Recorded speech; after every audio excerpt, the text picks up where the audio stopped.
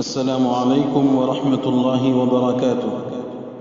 الحمد للہ والصلاة علی رسول اللہ صلی اللہ علیہ وسلم۔ محترم ناظرین، قابل احترام سامعین، آج آپ کی خدمت میں ایک بڑا دلچسپ واقعہ اور اس سے حاصل ہونے والا عبرت آمیز سبق لے کر حاضر ہوا ہوں۔ امید کرتا ہوں کہ یہ واقعہ پورا سنا جائے گا اور اس سے جو سبق مل رہا ہے اس کو اپنی زندگیوں میں بھی ضرور شامل کیا جائے گا۔ مصر کی ایک معلمہ کا واقعہ۔ وہ معلمہ اپنے شاگردوں کو ہمیشہ نصیحت کرتی تھی کہ قرآن پاک کی اس آیت کے مطابق زندگی گزاریں۔ وہ آیت سورہ طٰہٰ کی ہے، آیت نمبر 85۔ وَعَجِلْتُ إِلَيْكَ رَبِّ لِتَرْضَىٰ، یعنی اے پروردگار، میں نے تیری طرف آنے میں جلدی کی تاکہ تو خوش ہو۔ وہ کہا کرتی تھی کہ میں اس آیت سے بہت متاثر ہوں۔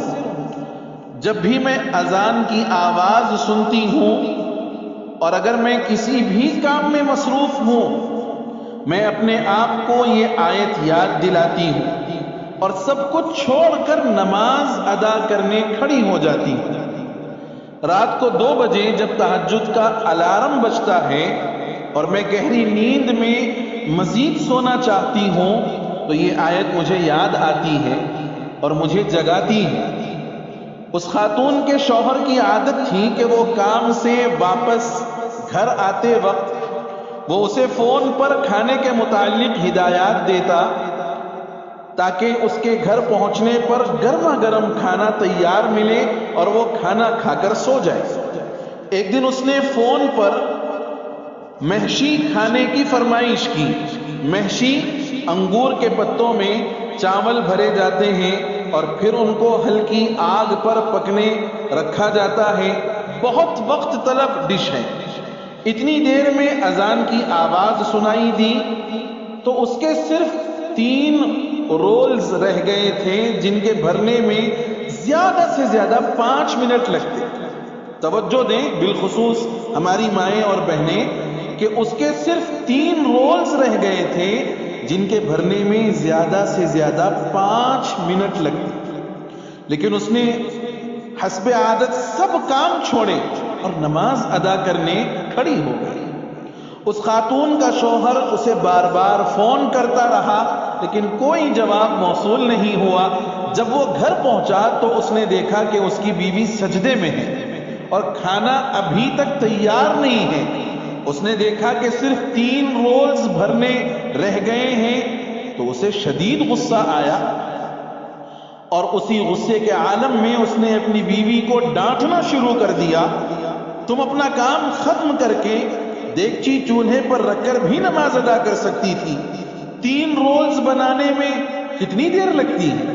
لیکن اس کی بیوی کی طرف سے کوئی جواب نہ آیا۔ جب وہ اس کے پاس آیا تو دیکھا کہ سجدے کی حالت میں اس کا انتقال ہو چکا ہے۔ سبحان اللہ! اگر اس نے ہماری طرح سوچا ہوتا کہ چلو کوئی بات نہیں، پہلے اپنا کام ختم کر لیتے ہیں پھر نماز پڑھ لیں گے، تو اس کا انتقال کچن میں ہوتا ہے۔ لیکن ایک شخص کا انتقال اسی حالت میں ہوتا ہے جس پر وہ ساری زندگی گزارتا ہے اور اسی حالت میں وہ دوبارہ اٹھایا جائے گا۔ ہمارے آقا حضرت محمد الرسول اللہ صلی اللہ علیہ وسلم نے ارشاد فرمایا کہ ہر شخص اسی حالت میں اٹھایا جائے گا جس میں وہ فوت ہوا۔ آئیے آج ایک عہد کریں، بہنوں کے لیے جیسے ہی اذان کی آواز سنائی دے سب کام ایک طرف رکھیں اور نماز کے لیے اٹھ کھڑی ہوں۔ زیادہ سے زیادہ 20 منٹ تک، جو کہ اقامہ ٹائم بھی ہے۔ ہمارے آقا محمد الرسول اللہ صلی اللہ علیہ وسلم سے کسی نے پوچھا کہ اللہ تعالیٰ کے نزدیک سب سے محبوب عمل کیا ہے؟ آپ نے جواب دیا، نماز کو اس کے اولین وقت میں ادا کرنا۔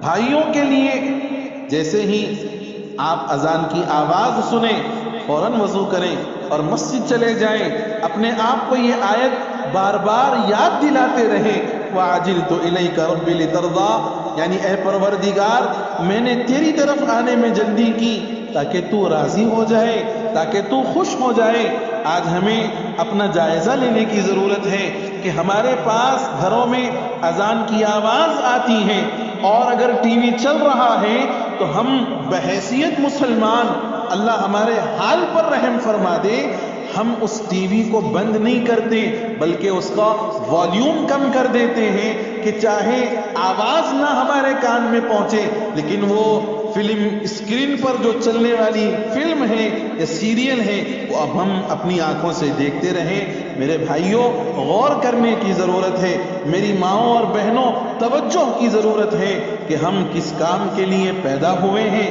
اور ہم کیا کر رہے ہیں۔ اللہ تعالیٰ اس واقعے سے مجھے بھی، آپ کو بھی اور ساری امت مسلمہ کو سبق حاصل کرنے اور اس جیسی اپنی زندگی بنا لینے کی توفیق نصیب فرما دے۔ آمین یا رب العالمین۔ والسلام علیکم ورحمۃ اللہ وبرکاتہ۔